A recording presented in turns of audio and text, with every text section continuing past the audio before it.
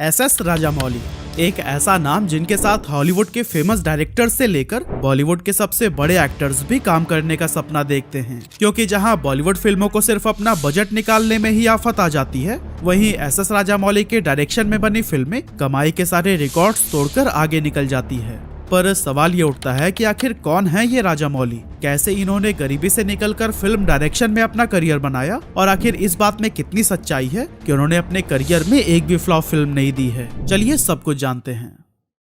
तो दोस्तों, देश के सबसे महंगे डायरेक्टर माने जाने वाले एस राजामौली का पूरा नाम आपको पता है? ये है कोडूरी श्री शैलाश्री राजामौली। 1973 में कर्नाटक के अमरेश्वर कैंप नाम के एक गांव में जन्मे राजामौली जी के पिता screen writer we Vijendra Prasad ji हैं। वैसे अगर आप साउथ इंडियन फिल्मों के शौकीन हैं, तो इनके पिता को तो आप जानते ही होंगे, क्योंकि RRR, बाहुबली और मगधीरा जैसी बहुत सारे हिट मूवीज की स्क्रिप्ट इन्होंने ही लिखी है। खैर, अगर हम बात करें एस राजामौली जी की अर्ली लाइफ की, तो आज भले ही वो काफी अमीर हैं, पर हमेशा से ऐसा नहीं था। वैसे तो राजामौली जी के दादाजी एक बहुत ही अमीर और जमींदार आदमी थे, जिनके पास करीब 360 एकड़ जमीन थी और उस टाइम पर फैमिली की लाइफ भी बहुत अच्छे से गुजर रही थी। लेकिन पिता और चाचा पर फिल्में बनाने का ऐसा जुनून सवार हुआ कि उन्होंने सारी जमीनें ही बेच डाली। पर बदकिस्मती से इनमें से कई फिल्में कंप्लीट नहीं हो सकी और कुछ पूरी हुई भी तो सिनेमा घरों में इतनी बुरी तरह से पिट गई कि इनका पूरा परिवार सड़क पर आ गया।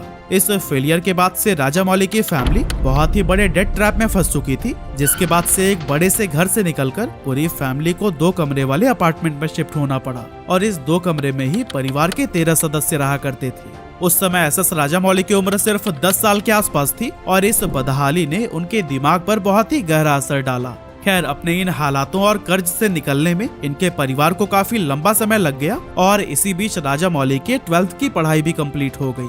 लेकिन कमाल की बात तो ये थी कि आज के समय के इतने बड़े डायरेक्टर को अपने अर्ली 20s तक ये समझ नहीं आता था कि आखिर उन्हें अपनी लाइफ में करना क्या है। कैरियर को लेकर इस तरह की लापरवाही उनके पिता को बिल्कुल भी पसंद नहीं आती थी, इसीलिए राजामौली को हमेशा उनसे डांट सुननी पड़ती और इस बात का मजा उनके रिश्तेदार भी लेने लगे थे। इसीलिए जब भी वो उनके घर आते थे तो जानबूझकर इस सवाल को छेड़ देते कि बेटा आगे क्या करना है, अब इसका जवाब क्या देना है। ये बात ना तो राजामौली को समझ आती थी और ना ही उनके घर वालों को। कभी कभी तो वो इस तरह के सवालों से तंग आकर यह कह देते थे कि मैं म्यूजिक कंपोजर बनना चाहता हूँ। असल में राजामौली के उनके कजन MM कीरावानी के साथ बहुत अच्छी बॉन्डिंग थी और उन्होंने कीरावानी को म्यूजिक के लिए काफी पैशनेट देखा था। अब राजामौली के पास अपना खुद का तो कोई फ्यूचर प्लान था नहीं, इसीलिए उन्हीं से ही इंस्पायर होकर वो बोल दिया करते थे कि मैं आगे जाकर म्यूजिक कंपोज करूंगा।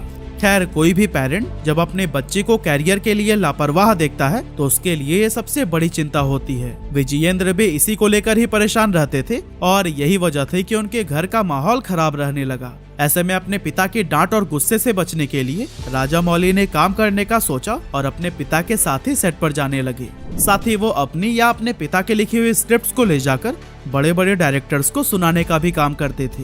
एक्चुअली राजामौली को स्टोरी टेलिंग में बहुत मजा आता था, क्योंकि उन्हें बचपन से ही कहानियां सुनना और सुनाना बहुत पसंद था। असल में जब वो 7 साल के हुए तो उनकी दादी ने उन्हें रामायण, महाभारत और भगवत गीता के पाठ सुनाने शुरू कर दिए थे और इसी उम्र में ही उनके पिता ने उन्हें अमर चित्र कथा जैसी किताबें लाकर दे दी थी। साथ ही राजामौली को फिल्में देखने का भी बहुत शौक था और दोस्तों, मूवीज की कहानी को तो वो मिर्च मसाला लगाकर इतने इंटरेस्टिंग वे में अपने फ्रेंड्स को सुनाते थे कि मानो सब कुछ उनकी आंखों के सामने हो रहा हो। और दोस्तों, उनके इसी अंदाज की वजह से उनकी स्टोरी टेलिंग को भी काफी पसंद किया गया और फिर थोड़े टाइम मेहनत करने के बाद उन्हें फिल्म एडिटर के वेंकटेश्वर राव के अंडर में काम करने का मौका मिल गया।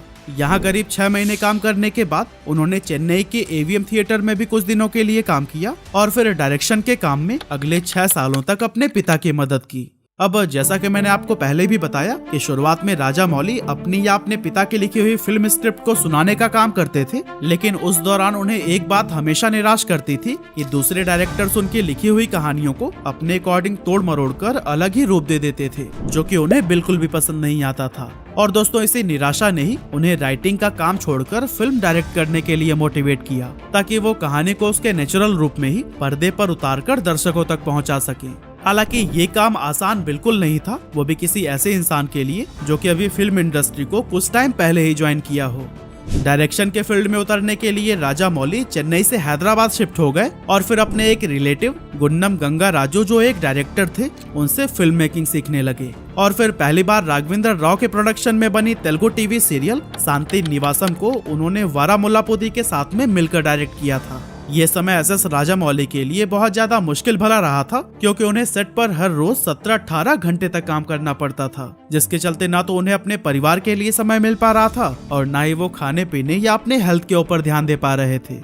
खैर, उनकी इसी मेहनत का ही नतीजा था कि साल 2001 में उन्हें एक ऐसा प्रोजेक्ट मिला जिसने उनकी लाइफ बदल कर रख दी। असल में इस साल राजामौली ने तेलुगु फिल्म इंडस्ट्री में कदम रखा और अपने करियर की पहली फिल्म को डायरेक्ट करना शुरू कर दिया, जिसका नाम था स्टूडेंट नंबर 1। ये फिल्म इसलिए भी खास थी क्योंकि इस फिल्म के लीड हीरो थे जूनियर एनटीआर, जिनके खानदान का फिल्म इंडस्ट्री में बहुत ही स्ट्रॉन्ग बैकग्राउंड था।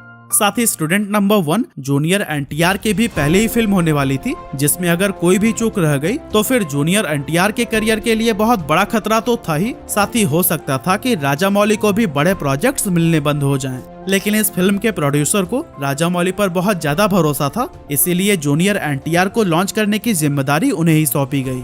बाद में जब इस फिल्म पर काम करना शुरू किया गया तो फिर राजामौली को बहुत रिग्रेट होने लगा कि काश मैंने असिस्टेंट डायरेक्टर के रूप में कुछ और दिन काम कर लिया होता, क्योंकि स्टूडेंट नंबर 1 को डायरेक्ट करते हुए उन्हें कई तरह के चैलेंजेस से गुजरना पड़ा था। यहाँ तक कि उन्हें ये भी पता नहीं था कि सीन को फिल्माने के लिए क्रेन को कैसे यूज करना होता है, क्योंकि टीवी सीरियल के दौरान उन्होंने कभी भी इसका इस्तेमाल नहीं किया था और फिल्मों की शूटिंग उससे बहुत अलग थी। खैर, जैसे तैसे करके फिल्म को पूरा कर लिया गया और जब ये रिलीज हुई तो फिर ऑडियंस की तरफ से बहुत ही पॉजिटिव फीडबैक मिला, जिसके बाद से जूनियर एनटीआर रातों रात एक स्टार बन गए। इस फिल्म की सफलता का अंदाजा आप इसी डेटा से लगा सकते हैं कि फिल्म का बजट सिर्फ 1.85 करोड़ रुपए था, लेकिन इसने 12 करोड़ रुपए की कमाई की थी। स्टूडेंट नंबर 1 की सफलता ने राजामौली और उनके परिवार की तकदीर बदल दी, जिसके बाद से उनकी झोली में कई सारी और बेहतरीन फिल्में आने लगी। साथ ही फिल्म प्रोड्यूसर्स को भी ये भरोसा हो गया था कि वो उनके पैसे डूबने नहीं देंगे। अब जैसा कि मैंने आपको पहले भी बताया कि राजामौली को अपनी दादी से रामायण और महाभारत के किस्से सुनना बहुत ज्यादा पसंद था, इसीलिए उन्हें हमेशा से ही मन में रहता था कि मैथोलॉजिकल फिल्में बनाएं, और लकीली स्टूडेंट नंबर 1 के हिट हो जाने के बाद से उन्हें ये मौका भी मिल गया। इसके लिए राजामौली ने अपने पसंदीदा हीरो मलयालम स्टार मोहनलाल के साथ में अपनी पहली मैथोलॉजिकल फिल्म की तैयारी भी शुरू कर दी थी, पर शायद इस सपने को पूरा होने में अभी समय था, इसीलिए कुछ रीजंस की वजह से ये फिल्म कभी बन ही नहीं सकी। अब दोस्तों, राजामौली ने अपनी मेहनत और अच्छे डायरेक्शन की वजह से जूनियर एनटीआर की किस्मत को तो चमका दिया था, लेकिन अभी उन्हें सुपरस्टार बनाना बाकी था। इसीलिए इन दोनों ने एक बार फिर से कोलैबोरेशन किया और 2003 में सिम्हाद्री फिल्म को रिलीज किया, जो कि उस साल की बिगेस्ट ब्लॉकबस्टर साबित हुई, क्योंकि इस फिल्म का बजट था 8.5 करोड़ रुपए, लेकिन इसका टोटल कलेक्शन हुआ था 25.7 करोड़ रुपए। इस फिल्म की सफलता के बाद जूनियर एनटीआर को इतनी पॉपुलैरिटी मिल गई कि साउथ इंडिया में बच्चों से लेकर बड़ी उम्र के लोग सभी इन्हें पहचानने लगे थे। साथ ही राजामौली के करियर को भी बहुत बड़ा बूस्ट मिला। साल 2004 में राजामौली ने अपनी तीसरी फिल्म साई को डायरेक्ट किया, जिसके लीड रोल में थे नितिन रेड्डी और जेनेलिया डिसूजा। यह फिल्म भी कुछ ऐसी हिट साबित हुई थी कि इसने 4 नंदी अवार्ड्स अपने नाम किए। अब दोस्तों, अभी तक तो राजामौली की सभी फिल्मों को ही थिएटर पर सफलता मिली थी, मगर इसके बाद उन्होंने एक ऐसी फिल्म को डायरेक्ट किया जिसकी कहानी लोगों के दिलों को छू गई। और कमाल की बात तो यह है कि इस फिल्म को दर्शकों ने इतना पसंद किया कि ये थिएटर्स में 1000 दिनों तक चली थी। एक्चुअली मैं बात कर रहा हूँ फिल्म मगधीरा की, जो कि 2009 में रिलीज हुई थी, और मुझे उम्मीद है कि आप में से ज्यादातर लोगों ने इसे कम से कम एक बार तो जरूर देखा होगा। ये फिल्म ऐतिहासिक प्रेम कहानी पर बेस्ड है, जिसके राइटर राजामौली के पिता विजेंद्र प्रसाद जी हैं। मगधीरा उस टाइम पर साउथ की सबसे बड़ी हिट फिल्म साबित हुई थी, जिसने 2 नेशनल अवार्ड भी जीते थे। साथ ही ये उस समय जापान में बॉक्स ऑफिस पर सबसे ज्यादा कमाई करने वाली फिल्मों में शुमार हुई थी। अब दोस्तों, जब साउथ की कोई मूवी हिट होती है तो भला उसे कॉपी करने में हमारे बॉलीवुड वाले पीछे कैसे रह सकते हैं। इसीलिए बोनी कपूर राजामौली के पीछे पड़ गए कि वो इसके रीमेक राइट्स को उनको बेच दें। हालांकि ये डील कभी भी फाइनल नहीं हो पाई। असल में साल 2006 के दौरान राजामौली ने जब विक्रमाकुर्दु को बनाया था, तभी उन्हें यह समझ आ गया था कि उन्हें रीमेक राइट्स बेचने का काम हमेशा के लिए बंद कर देना चाहिए। अगर आप विक्रमाकुर्दु के बारे में नहीं जानते तो फिर अक्षय कुमार की रॉडी राठौर तो आपको याद ही होगी। असल में ये फिल्म विक्रमाकुर्दु की ही रीमेक थी।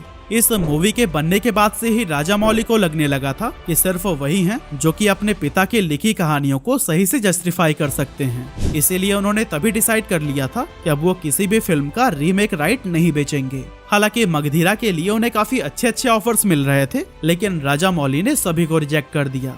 मगधीरा की सफलता के बाद राजामौली साउथ फिल्म इंडस्ट्री में एक बहुत बड़ा नाम बन गया, क्योंकि सभी को पता था कि अगर किसी फिल्म को राजामौली ने डायरेक्ट किया है तो फिर एक्टर कौन है इससे फर्क नहीं पड़ता, सिर्फ डायरेक्टर के नाम पर ही सारी टिकटें बिक जाती हैं। राजामौली एक ऐसी पर्सनालिटी हैं जो बिल्कुल आउट ऑफ द बॉक्स सोचते हैं और वो ऐसे अनयूजुअल आइडिया या फिर स्क्रिप्ट पर काम करने से भी नहीं कतराते जिसे कोई दूसरा डायरेक्टर सुनते ही बोल दे कि ये बहुत ही बड़ी फ्लॉप फिल्म होने वाली है। और दोस्तों उनके इसी out of the box ideas का ही नतीजा है 2012 में रिलीज हुई फिल्म ईगा, जिसका हिंदी डब्ड मक्खी तो आपने जरूर देखा होगा। बताइए कौन सोच सकता है कि आखिर लीड रोल में एक मक्खी को रखकर भी फिल्म को हिट किया जा सकता है। सिर्फ राजामौली ही हैं जो कि इस तरह के कॉन्सेप्ट पर सुपरहिट फिल्म बना सकते हैं। राजामौली और उनके पिता की जोड़ी ने साथ मिलकर कई सारी सक्सेसफुल फिल्में बनाई और जितना उन्होंने खोया था उससे कई गुना ज्यादा कमाया। अब उनके पास सक्सेस और इज्जत दोनों थी, लेकिन फिर भी वह हमेशा डाउन टू अर्थ रहे।